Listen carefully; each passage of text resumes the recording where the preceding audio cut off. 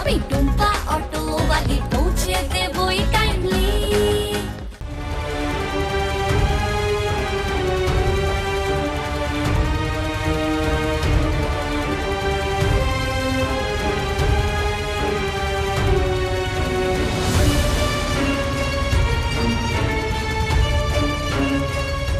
ও যায় যাক, কিন্তু তুই যাবি না।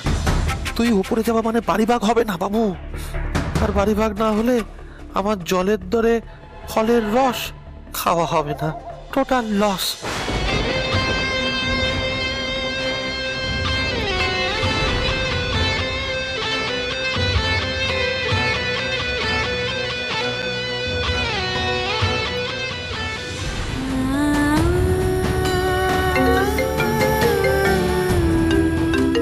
বল নেহা, নেহা প্লিজ নিচে আয় বোন। কেন তুই এসে আমাকে নিয়ে যেতে পারছিস না? আমার জন্মদিনের থেকে তোর রাগটা তোর কাছে বেশি বড় হলো। তুই বুঝতে পারছিস না, তুই রুমে যেতে গেলে আমাকে ওদের ভাগ দিয়ে যেতে হবে। আসতে হবে না তোকে, তুই ওখানেই দাঁড়িয়ে থাক। আমি তো বলিনি আমার বার্থডে সেলিব্রেট করতে। তোরা তোদের রাগ ভাগ সবকিছু সেলিব্রেট কর। Wish you all the best. Thank you.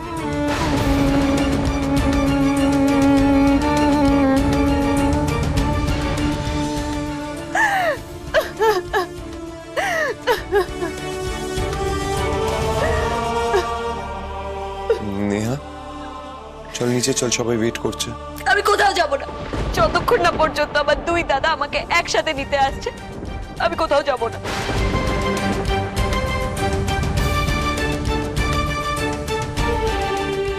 অর্কদা, আজ কিছুক্ষণের জন্য সব কিছু ভুলে যা, শুধু নেহার কথা ভাবো। গিয়ে ওর চোখের জলটা মুছিয়ে দিন অর্কদা।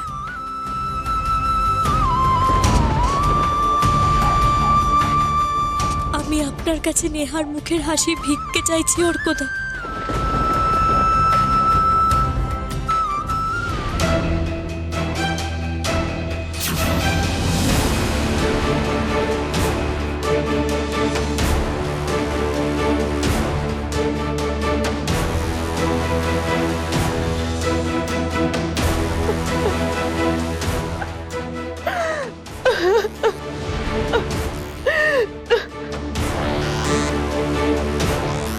নেহা, নেহা চল কেক কাটবি চল।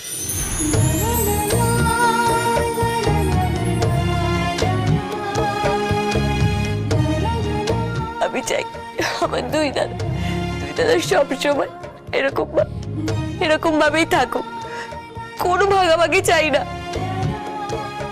নেহা চল, নেহা চল, সবাই ওয়েট করছে।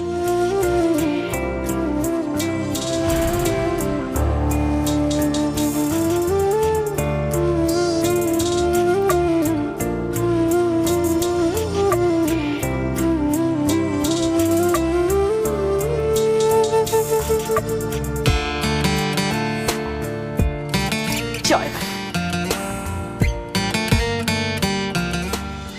ঠাকুর, নেহা যেন ওর দুই দাদার সঙ্গে নিচে নেমে আসে। নেহা যেন নিচে না নামে ঠাকুর।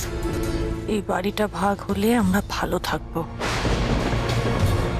এরা তোমার কাছে শুধু চায় আমি যেমন নেব তেমনি দেব, তুমি শুধু ভাগটা করে দাও। তোমার নামে মার্বেল বসানো মন্দির করে দেবো।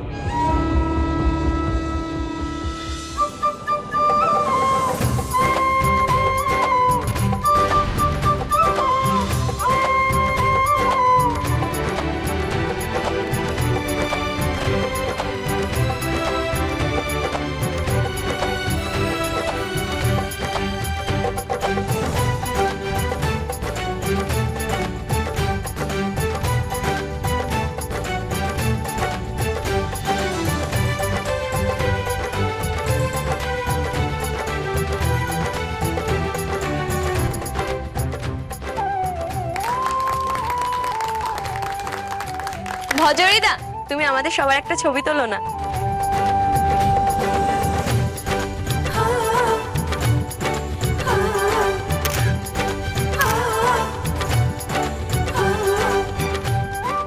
ঠাকুর, এভাবেই যেন ওরা সারা জীবন থাকে। ওদের এই সুখী সংসারের ছবিটাই আমি দেখতে চাই। আমি কি তাহলে ভুল করলাম? ওরা দুজনে মনের দিক থেকে এক আছে, আর আমি ভাগাভাগি করলাম।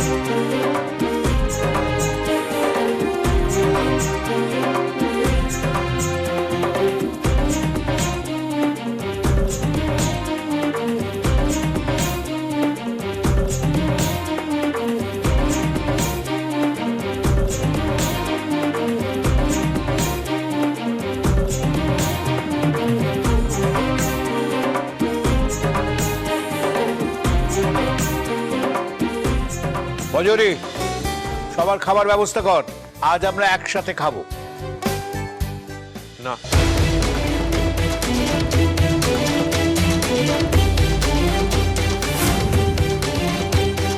যেটুকু করেছি নেহার আবদারে করেছি, এর চেয়ে বেশি আমার পক্ষে করা সম্ভব না।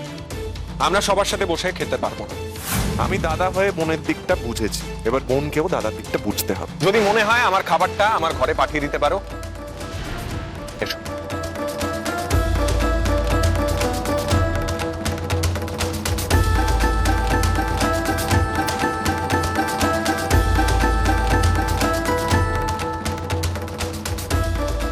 ভাঙা কাঁচ জোড়া লাগিয়াও লাগিল না, আঠার দোষ। ভেবেছিলাম আজকে সবকিছু ঠিক হয়ে যাবে, খারাপ লাগছে। তুমি সারাদিন ধরে এত চেষ্টা করলে, তবুও সেটা ফ্রুটফুল হলো না।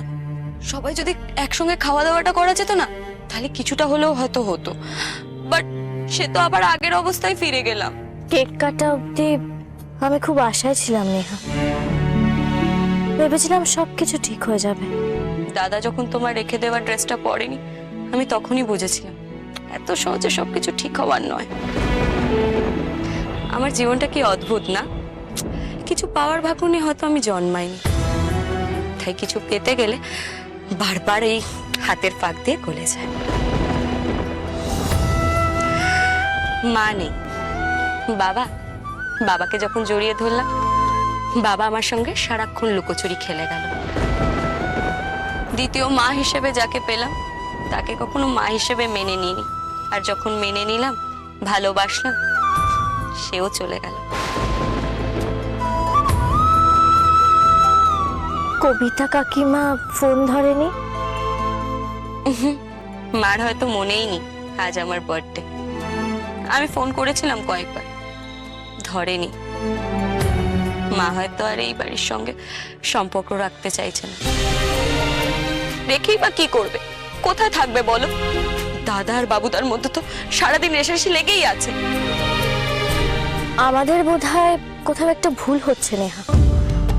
আমরা সবসময় অর্কদা আর আবির বাবুকে এক করার চেষ্টা করছি, একবারও মিষ্টিমার কথাটা ভাবছি না। যদি মিষ্টিমা আর অর্কদার মধ্যে দূরত্বটা কমিয়ে দেওয়া যায়, তাহলে সব ঠিক হয়ে যাবে। বাট কিভাবে? সেটা তো বুঝতে পারছি না নেহা, আমার মাথায় তো কিছুই আসছে না। কিভাবে? শুভদা, কিরে এত রাতে তোরা এখানে কি করছিস?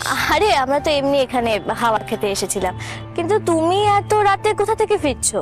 আর বলিস না, অফিসের গোডাউন ঘরে উই ধরে গেছে।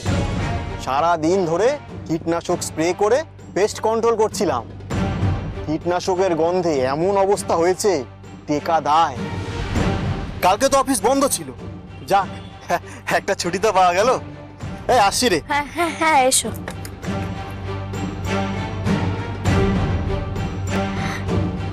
নেহা, পেয়ে গেছি। কি আইডিয়া। কি আইডিয়া? আরে বলছি, আগে বাড়ি চলো, চলো চলো চলো চলো, বসো।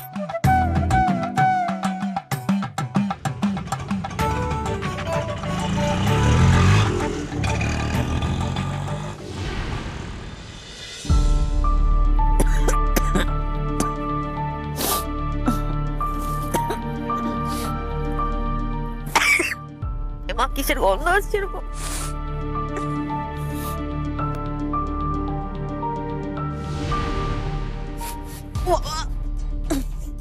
কি উগ্র গন্ধ!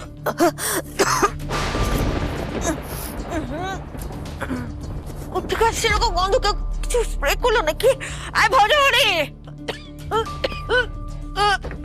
ভজরি! ওরে বাবা, বাইরে তো আরো বেশি গন্ধ। ভজরি! কি হচ্ছে? কি হচ্ছে মিষ্টিমা? ভজরি কোথায়? ভজহরিটা বোধহয় ঘুমিয়ে পড়েছে। কি দরকার আমাকে বলো না। দরকার কি বুঝতে পারছো না? গন্ধ পাচ্ছ না? কেউ একটা কীটনাশক স্প্রে করার মতন গন্ধ। আমি এই গন্ধ একদম নিতে পারি না।